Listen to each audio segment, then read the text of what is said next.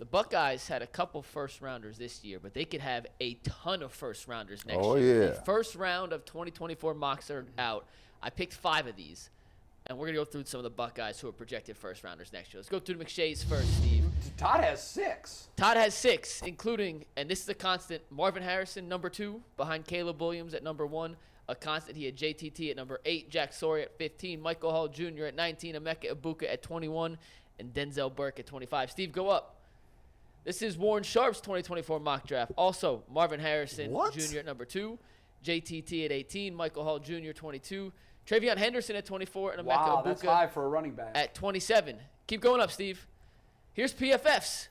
Marvin Harrison Jr. at 2, Egbuka at 8, which was the highest anyone had Egbuka, JTT at 20, Denzel Burke at 23, Michael Hall Jr. at 24. Steve, up one more. Bleacher Report. Harrison Jr., number 2, Egbuka 8, Denzel Burke 23, JTT 26, Jack Sawyer 31, and last but not least, CBS's mock draft, Marvin Harrison Jr., Egbuka at 9, Burke at 19, Michael Hall at 20, Travion Henderson, which means 7 different names throughout the 5 mock drafts could be first-round picks next year. That is would be a historic amount of talent. So I know it's way too far out to truly predict, and we don't know how this will all play out, but can we be looking at the most talented Buckeyes team in a long, long time, guys? No, absolutely not. Absolutely Not even with 7 first-round picks? Absolutely not. Who did the college writers, all the experts combined, have winning the college basketball championship preseason last year? Say it one more time. Who did the college basketball writers have winning the national championship? North Carolina. Last year, North Carolina. Did they make the tournament? Nope. No. Shit happens. Well, that's what I'm saying. On paper. I know. Even on paper. Like, for me, and I know this is going to sound crazy, but Marvin Harrison I think, is the most talented player in college football. But I don't think he's going to have as eye-popping a season next year as he did last year. Quarterback. Because the guy throwing the football. I also don't think the USC quarterback, Williams, I don't think he's going to have as good a year. It's hard to duplicate that. Why is Archie the only guy that's ever won back-to-back Heismans? The expectations are so high that They're you crushing. do exponentially better than the best season in college football They're the crushing. year before. Yeah. Tim Tebow's going to win 2 in a row. Tim Tebow's going to join Archie. Archie's the only man in the 2-time Heisman club. And that's for a reason. So I think Caleb's going to take a step back. I think Marvin's going to take a step back. I think the Buckeyes have quarterback issues. Ooh. And college football is a quarterback-driven G. Bush is hot on that. Jay, know what he's talking about on this one. See, they didn't have the right succession plan. If you got C.J. Stroud and you know you need a certain type of quarterback, then you can't come back and be like, okay, well, we got these leftovers. Kyle McCord and Brown, that is not it. And I'm going to keep it real. They got Emeka Egbuka up here, right? I was like confused. I'm like, so I know he was okay. I mean, I didn't think he's not no Jackson Smith and Jigba, but here's the thing. Someone had him going 8. 8. I said, no.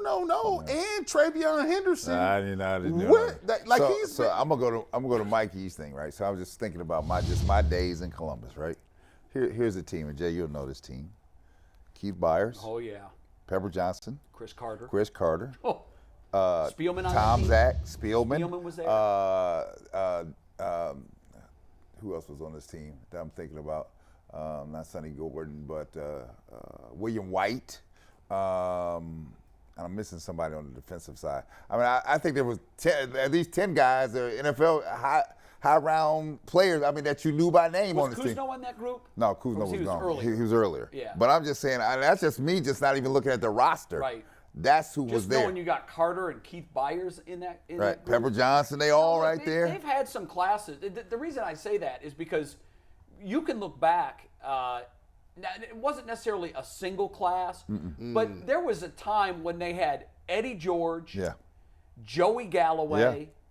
A lot of people don't Orlando remember. Pace. Orlando Pace. They all played on the same football team. Keep going. That group I just named was all. That group that I just named was all on the same team. Did not win a national championship. Stunning. Stunning. So I mean, when I look at this Ohio State team, I'm not even. That don't even compare to that. That don't even compare to that. So if you're not going to be a decisive conference preseason. Now again, picks are made to be broken. North Carolina, and maybe Michigan will flop, and maybe Ohio State will get back on the top of the heap. But I don't think this is a eye-popping Ohio State football team. He got to go ahead. What you got? What I forget? 95, that was the year. Yeah. 95. So Eddie George, Terry Glenn. They got Terry Glenn, Sean Springs, Damon Moore. They still had, Was Vrabel was still there. Mike Vrabel, Luke Fickle, Matt Finkes. And then up front, obviously, you got your Terry Glenn, Demetrius Stanley. You still got Orlando Both those guys Pace. are gone now, too. That's so crazy. Yeah. Like, so their whole secondary was crazy. And then, by the way, you can go back to 1994, and then you get the team. Marlon Kerner, I think, was on that club too, wasn't he? That 95 club. He 90, had a nice career with the Bills. 98, you still had Catsmore. Listen, these dudes, State had teams where they was just like all loaded. Well, hell, just last draft, they had 2 wide receivers go in the top. Was it 8? Yeah, 8 or 10. And then the Alabama kid who had just transferred out was also at Ohio State. You can't count Jamison Williams in that, though. No, I'm not going to count him in that. I'm just saying he went to Ohio State. Ohio State's produced talent out the wazoo for years in a row now. He's right. So watch this. Come on, I know where you're going. I didn't say Jay. Jay is right 97 times today. He's on fire. Look, so in that receiving room, Stupid. Marvin Harrison, Unbelievable. Jamison Williams, Right. still had your boy Chris Olave, still had Garrett Wilson, and Smith and Jigba. That's the 5 greatest receivers. Like, think about it. Like, you got they was on the same roster, dog. Hartline is fast becoming the GOAT. If Harrison Jr. and Egbuka both get picked in the top 10, which you look at these mock drafts, it'd be very hard for Harrison not to go top 2 or 3. Egbuka was kind of all over the board. Come on. Yeah, Harrison, even if he has a down year, is going top 3. Is going top 3. If you include Jamison Williams in that conversation because he was in that room, they will have 6 first-round receiver picks in 3 years. Yeah. 6. It's unheard of. Absurd. I mean, Brian Hartline, he's up for running for our interview of the year when we did our recruiting suggestions for him. He was great. What is he selling? That man is unbelievable. Whatever he's doing at Ohio State. Well, you know what I is think? unbelievable. I think one of the things is that he had a really successful NFL career. People don't remember how good he was in Miami. I think he had a couple 1,000-yard seasons. He was a good college player. He was a good NFL player, and I think he's a tremendous human being. He's very personable, and he's figured out the Rubik's Cube of recruiting these kids.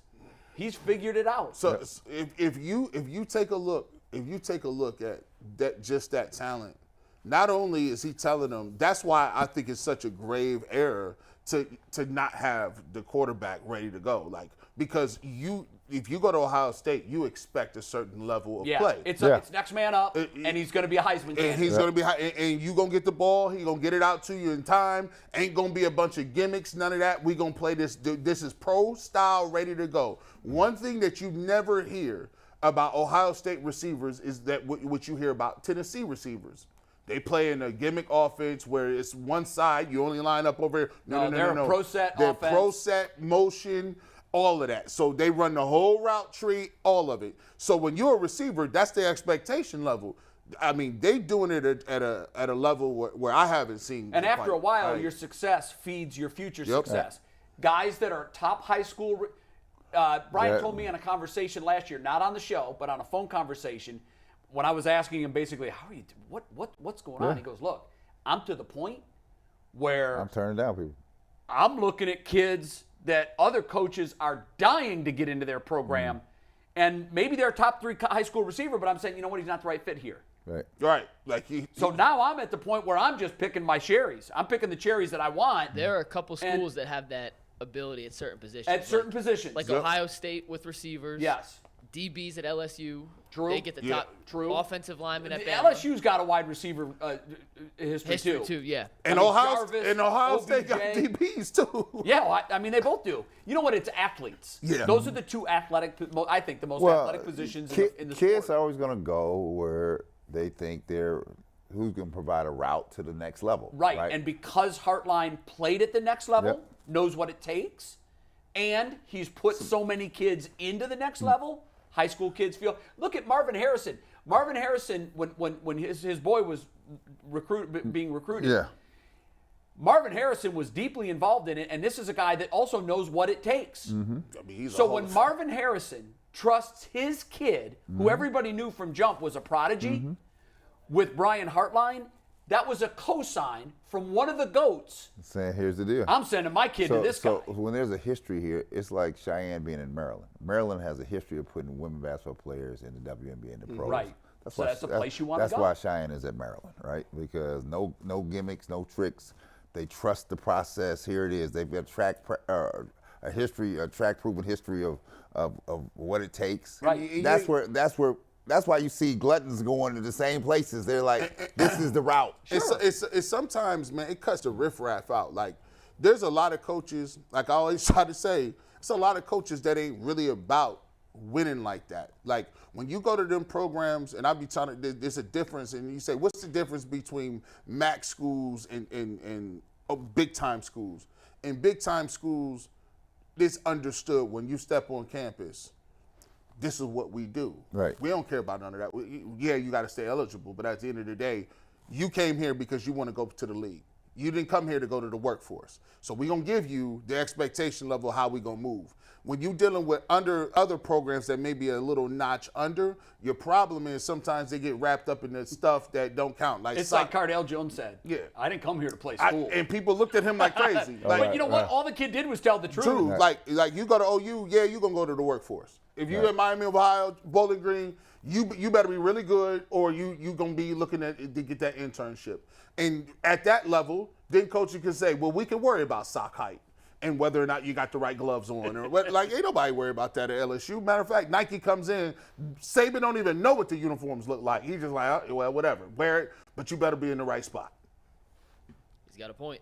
Real quick, it is 12:45, which means it's time to remind everybody that Colleague Racing is the official sponsor of the lunch hour of the Ultimate Cleveland Sports Show. Colleague Racing, the official NASCAR team of Northeast Ohio. Before we move on to our top five, I got a quick question for you guys. We're talking about Hartline, his unbelievable recruiting track record. Marvin Harrison Jr. coming out of high school was listed at 6'3", 190. He's the son of one of the greatest receivers to ever play the game. Yep. What do you think he was ranked nationally? The number 1, 2, 3, 4, 5. What receiver coming out of high school do you think he was? I don't think he was top ranked. ranked. I don't think he was. Nope. I would say he probably was like maybe 6 in his class. Jay? You're asking this, so it must be 23rd. Brad? He was low. I remember he wasn't high at all. Well, I mean, he was 14th. Okay. So high, but That ain't how high. was a guy with that that ain't high. pedigree at that size That's not high. the 14th best receiver in the country? Was he a four? Was he a high 4? Comparatively, it's very impressive. If your son is the 14th best anything and he's being recruited, you're proud of that. That's good. He's a top 100 recruit overall. But considering that his dad was as good as he was, That's what I'm saying. He's 6'3", 190, and his dad is who he is. yeah. How do you think 13 But I will say guys this: are? he might have been the 14th best recruit at that position, but he was highly recruited. Yeah, I mean, he had 43 Division I offers. He was a top 100 national recruit. Do you do you have the names that were higher than him? I can tell you if you give me 1 sec. Yeah. Yeah, like- I'd be curious to see that. You know what I'd love to do? I'd love You to ready? go back and look Yeah. at incoming classes like 7 and 8 years later. Yeah, Go right. back now and look at the Yeah, 2016 then you go back and look and say- class. Yeah, you'd be like, who were the wow. 5 stars? What were the top 10? Some of them hit, most of them don't. Oh yeah, You most could of them don't hit. you could be a bust in college. Oh, All right, you trust guys me, ready I for this? was. Do yeah, go ahead. Go ahead. These are the 13 receivers rated higher in order. So we'll start at 1 and go down to 13. What year is this? Marvin Harrison's year, 2021. Okay. Number 1 recruit at receiver in the country, Emeka Egbuka, Ohio No State. kidding. He was the number 1. I mean, he's 10 overall, but number 1 receiver. Okay. Then He's you got nowhere near Marvin Harrison now. No. He's good. but he's all right, but Marvin not, Okay, Harrison- none of these guys are better than Okay. Marvin Harrison Jr. all right. Number 2, Ja'Cory Brooks, who plays at Alabama. Yeah, He was one yeah. of their starting receivers. He's good. 3, Troy Franklin. He was a starter at Oregon. He's been solid, not great. Yeah. We don't know who he is. Don't remember him. Number 4, Mario Williams, who went to Oklahoma, who is now Okay. transferred to USC with Caleb Williams. Yep. He's been good. No. He's ain't he a defensive end from NC State? Mario Williams, that was the old Mario Williams, yes. Back on Number that 5, again. Argyle Hall, who has since transferred out of Alabama. Number 6, We don't know JoJo him. Earl, who was transferred out of Alabama. We don't know him. Number 7, Deontay Thornton at Oregon. Never heard of him. Outta Number here. 8, Xavier Worthy from Texas. He was an All-American last year. He's very good. 9, Deion Smith at LSU. Unfamiliar. Number 10, Christian Leary at Bama. Nope. Unfamiliar. How many? Number 11, Chris Hilton, LSU. Unfamiliar. 5 receivers. Number 12, Bo Collins, Clemson. Unfamiliar. And Yeah. last but not least, number Our 13, guy. Brian A lot Thomas of those Jr. guys at miss. LSU.